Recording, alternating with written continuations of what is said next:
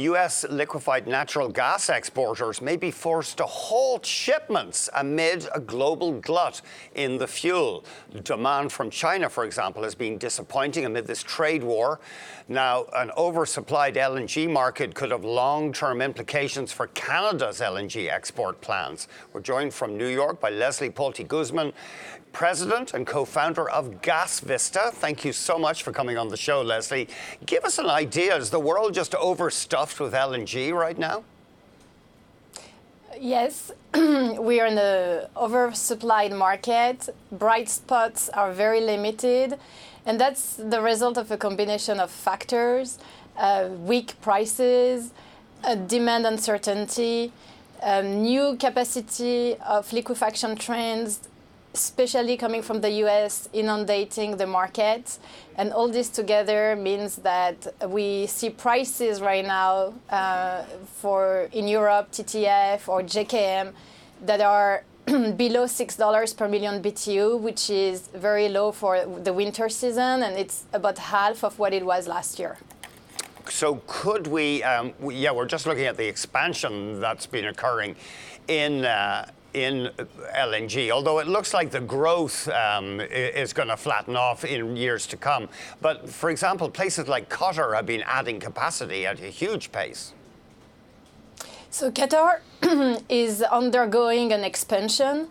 It remains to be seen whether they will find partners and demand for this expansion. Okay. They are in negotiation actually to, I believe, lock in new long-term contracts. This is a tough job right now because there are rival suppliers which are trying to do the same, either renegotiating older contracts or negotiating new ones. Mm-hmm. It's a very tough market. However, I believe that there are few bright spots maybe for 2020.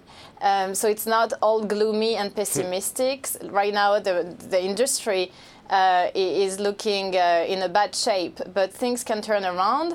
There are many wild cards, as you know. The US-China trade war is one.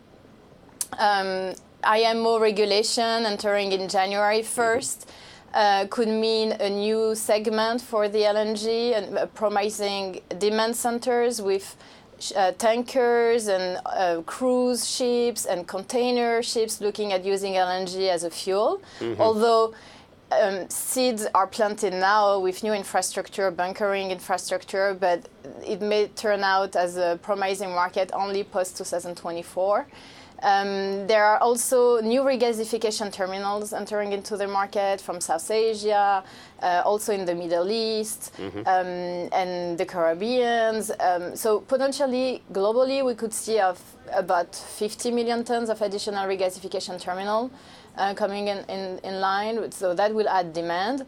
And the economic growth, obviously, is a big important factor.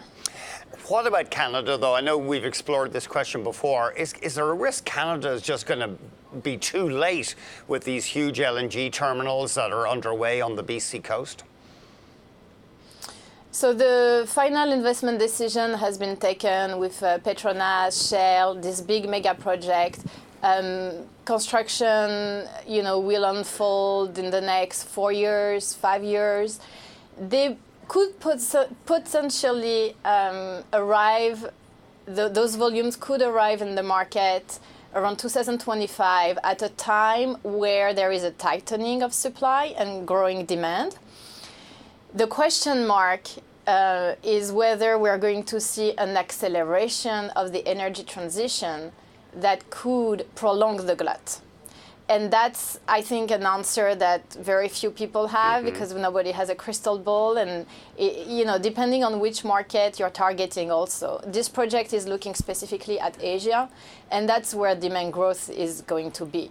So, South Asia, Southeast Asia are finally coming together to make the investments needed to bring infrastructure online by 2022 plus that will trigger new demand in those markets, displace dirtier fossil fuels such as coal or oil liquids, And so there is a big potential for gas, not only in power generation, but also for the industrial and transportation sector.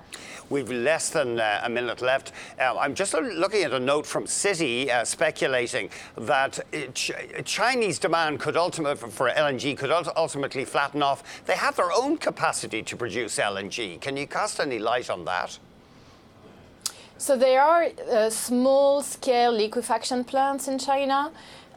So historically, for instance, if pipelines were not connecting enough industrial centers, you had Chinese companies trucking the LNG and then bringing it directly to the industrial plants or to the pharmaceutical plants and then liquefying it with small liquefier.